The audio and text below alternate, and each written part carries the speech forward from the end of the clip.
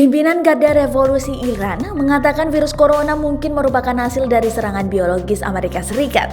Majen Hossein Salami yang sebelumnya bersumpah untuk bersihkan planet bumi dari kekotoran Israel dan Amerika Serikat, dilansir dari Jerusalem Post, membuat komentar dalam keterlibatan yang sama di mana dia memuji Qasem Soleimani yang mengelola pasukan Quds Elite IRGC sampai dia terbunuh pada Januari oleh serangan drone Amerika Serikat di Irak.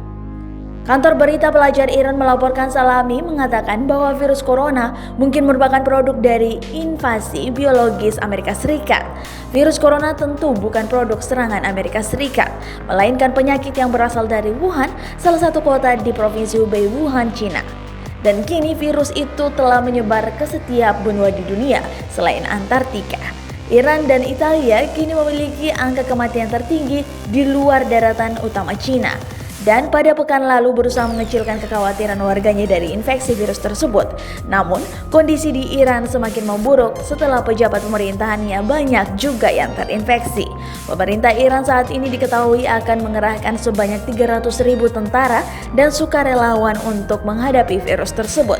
Daftar pejabat tinggi Iran yang terinfeksi virus corona juga mulai bertambah setelah kepala pelayanan medis dinyatakan positif terjangkit virus corona pada Selasa 3 Maret 2020.